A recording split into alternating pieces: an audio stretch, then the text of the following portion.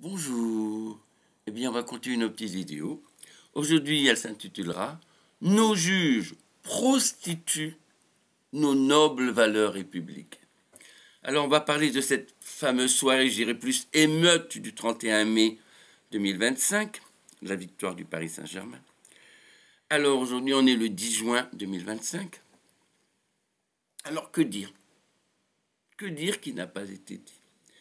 Dire tout simplement, lorsqu'on a des juges qui se vautrent dans des manifestations anti-police, quand on a des juges qui se vautrent à la fête de l'humanité, moi j'appellerais plus la fête de la déshumanité, pire, qui tiennent un stand, quand on a des juges, tous membres de la Ligue des droits de l'homme, une véritable secte radicale d'extrême gauche anti-police, eh bien on peut s'attendre qu'au pire, bien entendu.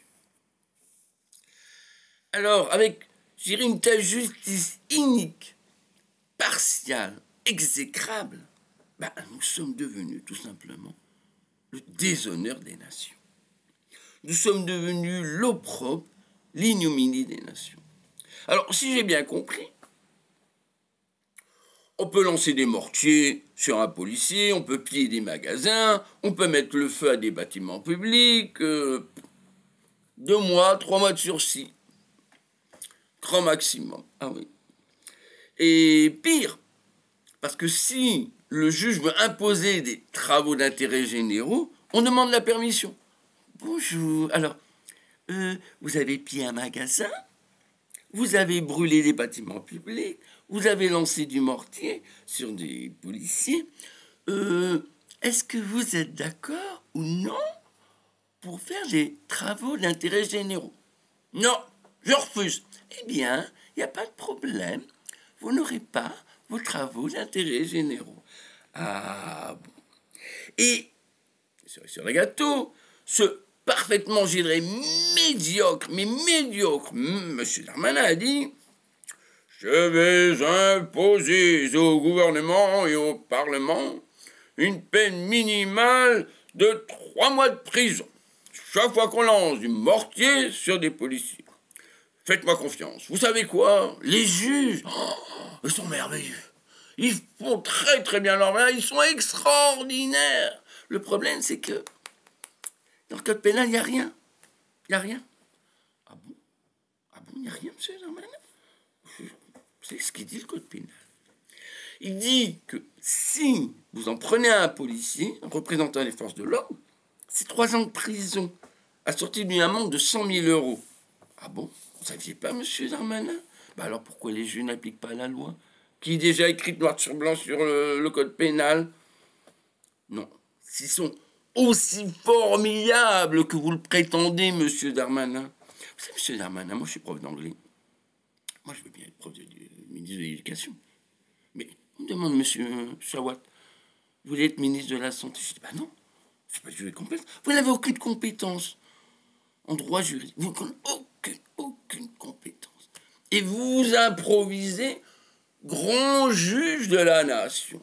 Alors, l'ex-présidente de la magistrature, elle passait à la télé hier, elle a dit, vous comprenez, le problème c'est ça.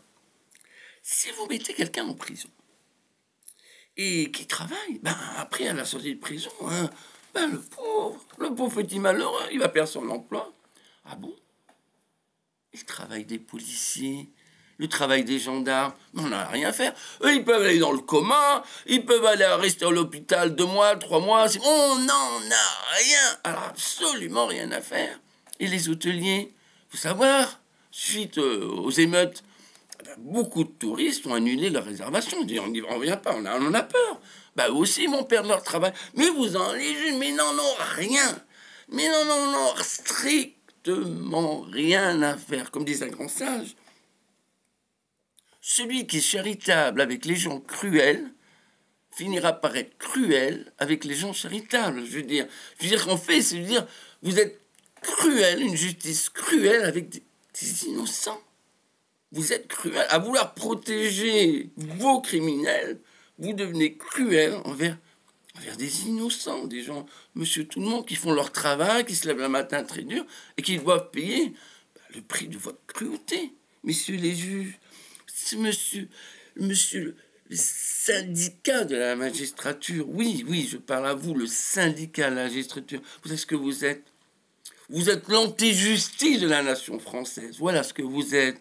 L'anti-justice de notre nation, avec tous les déshonneurs qui vous signent. Alors, idem.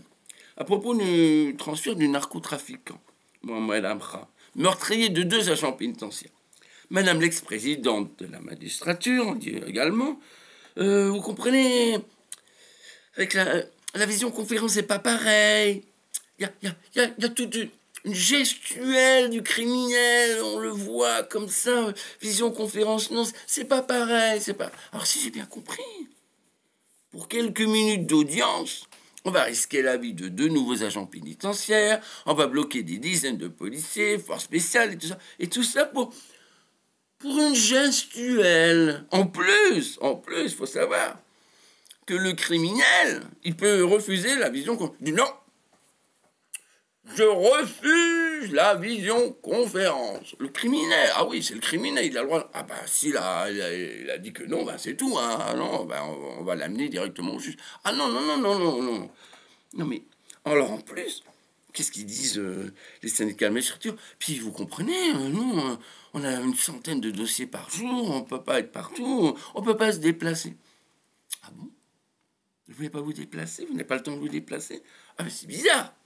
C'est bizarre parce que pour aller se vautrer dans les manifestations anti-police, pour aller courir, prostituer, je dis bien prostituer nos nobles valeurs républicaines d'équité et d'impartialité, oui, pour aller se vautrer à la fête de la déshumanité, ah, là vous avez le temps, hein. Ah mais même sur les routines, on court sur les routines. Alors là, pour aller vomir sa haine de la police, vomir sa haine de toute forme d'autorité. Ah, bah là, il n'y a pas de problème, hein. Ah, il n'y a pas de problème. Vomir sa haine de la droite. Ah, non, non, il n'y a pas de problème. Non, mais quelle honte.